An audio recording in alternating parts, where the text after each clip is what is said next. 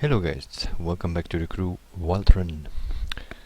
Something different this time, free drive challenge, more specifically the crew social challenge stage number 7. What is the crew social? For those who don't know, that is a Facebook page where a lot of crew players are on, and every second Thursday of the month, if I'm not mistaken, there is some kind of challenge, which is a free drive challenge. It stands for about 2 weeks, and you can post pictures there with your fastest time. Well, it's not the idea that you post all your pictures there, but every time you beat someone, you can post it there. Not only do you need a picture of the result screen, but also a video, of course, of the run itself. This time it was street spec that we needed to use on a certain track. You got the code from that challenge. And I took out the bike. First time was like 8 minutes, and then I did a 7:57, and someone else did a sharper time, and then someone did 7:48 I did.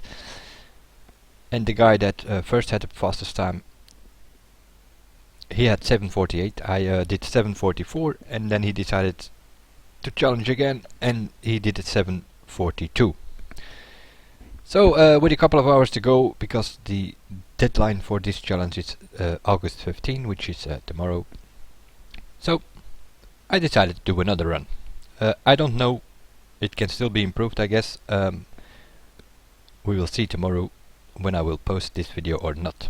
If I post a video, that means that I have the fastest time and that I won the challenge for stage number 7. Off we go. Street spec, I took the bike. Although it is kinda crappy on handling, it is still one of the fastest to use.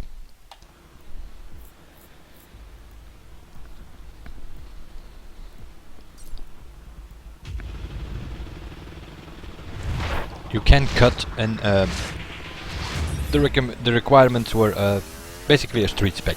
So take out your best street spec was the thing, so I did. Although it's not the best street spec, but it's kinda okay for this run. There is lots of traffic, which gives a bit of advantage to the bike, easier to dodge traffic, and it's also easier to shortcut here and there where it is possible. Of course you don't want to go too much off-road, because then you lose a lot of speed, but sometimes you have to.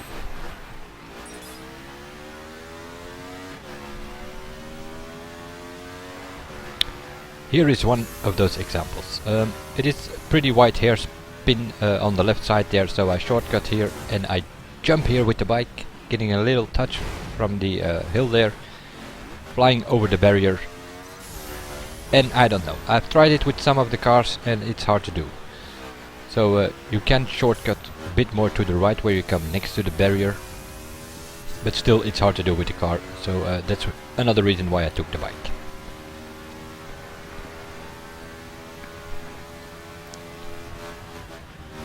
Of course it is a lot of playing around with throttle, with brake, with leaning forward.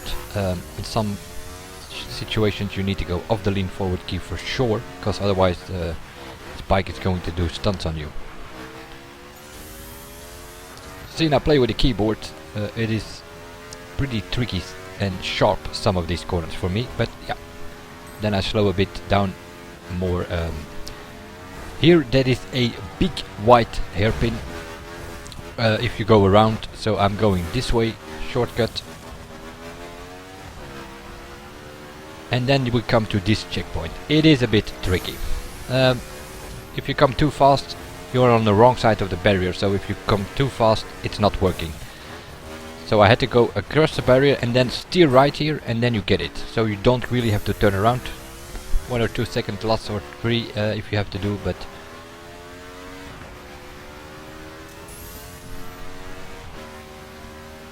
and what I also did was, well, sorta save the nitro for the uphill sections. With downhill, leaning forward here, you can gain speed as it is. So you sorta, if it goes a bit uphill, that's where I use a bit of nitro. Although it can go faster. I have done a run where I was doing 340 here, which is possible with this bike. Has a maximum speed in slipstream of 381, but it can do 340 if you don't have slipstream.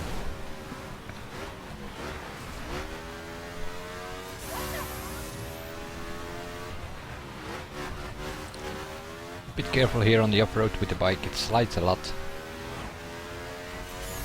And here is another example why I have chosen the bike. It is blind jumps here and you don't know what's coming behind it. As I could see there, I barely missed that car, but I missed it anyway because with the bike you can keep in the middle of the road. Gives you an advantage that at least you do not hit a car if it is behind the hill because you cannot see it.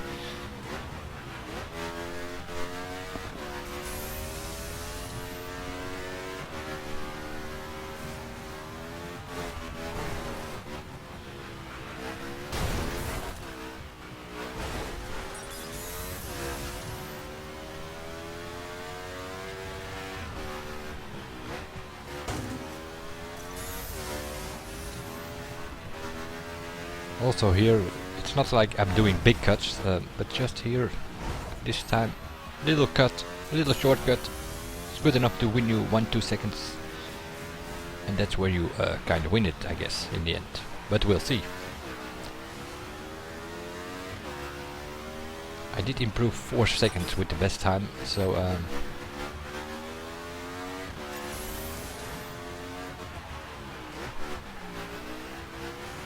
minus 10 seconds with my latest run, so pretty decent for me.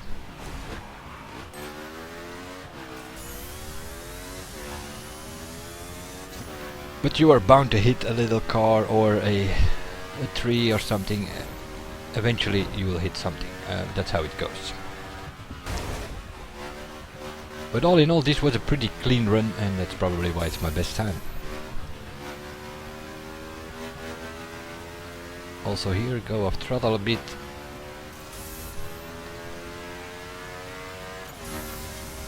Easy to make mistakes at this point because, well, I had the times on the checkpoints and I knew I was ahead.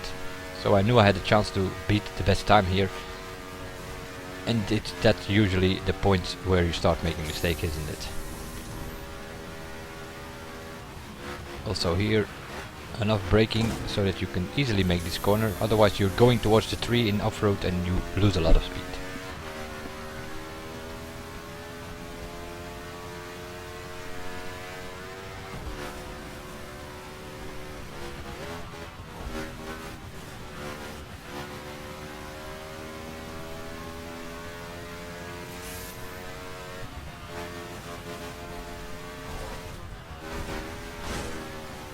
Hit a few fences there, that's also a bit of speed loss, but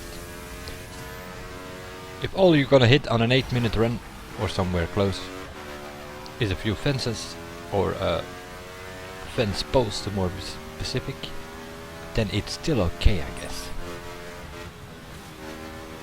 Better to hit a little pole instead of a car or something.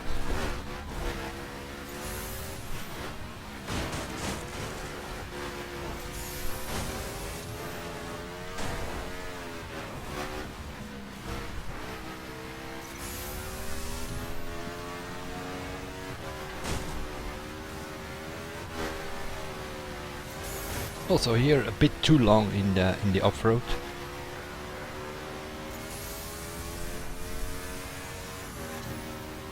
And since I'm playing with a keyboard, someone with a controller or a gamepad can probably steer sharper. So they probably will be able to make the turns better.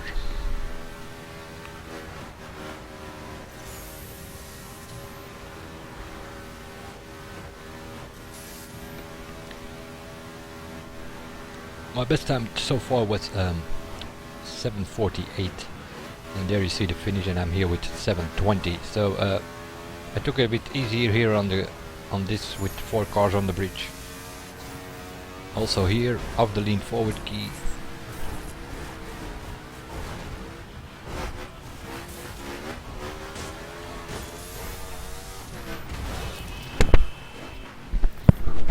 Resulting in a 7:38. Which is again the best time at this moment, with a couple of hours to go, I guess. I don't know when the exact deadline is August 15, he said, the group moderator or the page moderator. So this was my run. In case it has the best time, I will post it tomorrow. I will see you guys in the next one, and bye for now.